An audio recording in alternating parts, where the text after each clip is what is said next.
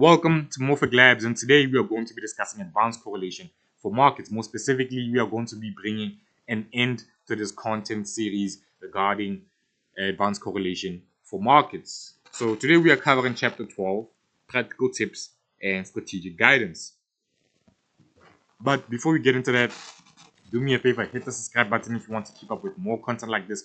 I will greatly appreciate your support. And if you're somewhat interested in increasing your market intelligence, which if you're into trading or marketing in any capacity, you should be interested in increasing your market intelligence. If that sounds like you, have a free market microstructure and trading systems resource that walk you through the foundations of market structure, the mechanics of trading, market data, and analytics, everything from market structure and trading venues to order types and executions, and liquidity and market impact. Everything a serious market participant should know. And if you're interested in looking at markets from different angles, I have a free advanced market aggregation resource that will walk you through advanced price-based aggregation, volatility-driven aggregation, information theoretic aggregation, order flow and market structure aggregation, event-driven and hybrid methods, plus implementation and selection criteria so you can pick the most optimal aggregator for your specific use case. If you found that interesting, the links are in the description. Just sign up to be a free member and you'll have both of these resources all to yourself for free. Now let's get into it. Chapter 12, Practical Tips and Strategic Guidance. Based on the research synthesized in this document, the following practical recommendations emerge for quantitative practitioners seeking to implement advanced correlation methods in live trading and risk management systems. Tip 1. Start with denoising. The highest return on investment improvement comes from replacing sample covariance matrices with random matrix theory denoise or shrinkage estimators. This single change typically improves portfolio Sharpe ratios by 20 to 40% with minimal implementation complexity. Use Lee-Dwight-Wolf for n less than 100 and eigenvalue clipping for n greater than or equal to 100. Tip 2. Respect the predictability horizon. Lyapunov exponent analysis suggests that forecast horizons for equity markets are typically 5 to 8 business days. Any correlation estimate computed over a longer window conflates information from distinct dynamical regimes. Use rolling window no longer than predictability horizon or no longer than the predictability horizon for tactical applications and ensemble multiple window lengths for strategic allocation. Tip 3. Monitor minimum spanning tree or MST topology as a crisis barometer. The normalized length of the minimum spanning tree provides a single number summary of market correlation structure. When tree length drops below 0.7 from a normal baseline of 0.85 to 0.95, correlation stress is elevated and diversification benefits are likely overstated by standard models. This indicator can be computed in real time and requires no parameter estimation. Tip 4. Use Haisha Yoshida. Sorry if you're watching this, probably butchering that. But tip 4. Use Haisha Yoshida for high frequency pairs. For any strategy involving correlation estimation at intraday frequencies, always use Haisha Yoshida or a refresh time estimator rather than naive realized covariance. The EPS effect introduces a downward bias of 86% at tick frequencies, which can render profitable strategies unprofitable through misestimated hedge ratios.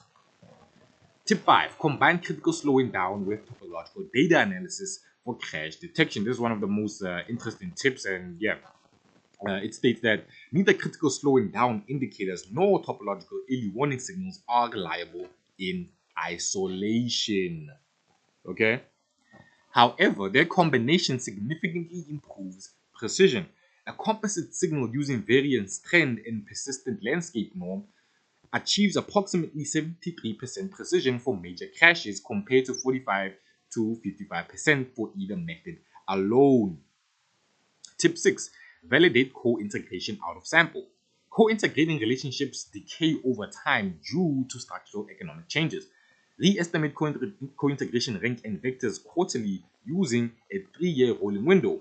If the Johansen trace test fails to reject R equals 0, the relationship has broken down and the pair should be removed from the trading universe. Tip 7. The best for last. Tip 7. Be aware of regime switching overfitting. Regime switching models with more than 2 states are prone to overfitting and numerical instability. Start with the 2 regime specification, normal/crisis, and use Bayesian information criterion or by BIC rather than likelihood ratio tests for model selection, as the latter favor excessive complexity. Now, the evolution from a static Pearson correlation to the advanced methods surveyed in this document reflects a broader shift in quantitative finance toward dynamical non-equilibrium perspectives, right? Now, I just want to yap on about not non-equilibrium perspective, but equilibrium perspectives in general, more specifically what's taught in typical finance education syllabuses or economic education syllabuses. And that is essentially this idea that essentially markets are what, efficient or semi-efficient, right? Because that obviously hasn't much to do with correlation, but it does relate to the equilibrium perspective, right? Because here's the thing: markets are not efficient. Okay, uh, the most prestigious academics will tell you, no, markets are efficient. There's semi-efficiency. There's disefficiency. Blah blah blah blah blah. Right? All participants are rational investors. Blah blah blah blah. The truth is, most people in the markets, whether it's a huge institution or it's a retailer trading away his life savings, either way, most people who participate in the market, if not all, have no idea uh, uh, what the future is gonna essentially give to them, right? Like no one can predict the future, just to keep it simple and plain, right? And so when someone tells you that markets are efficient, that's not really true, regardless of whether it's semi-efficiency or blah blah efficiency. Could care less, okay? Market efficiency is interesting on paper, but when it comes to the real world, it's a bunch of nonsense. Okay, because if markets were efficient, then the prices of assets wouldn't change, right? If I go look at the S&P today, let's say that the price is at $100, right? If I wake up tomorrow, the price still has to be at $100 if markets are efficient, because if markets are efficient, there's only one true price, right? That means that markets have to be static. But if they were true, no one would trade markets, no one would put up risk, right?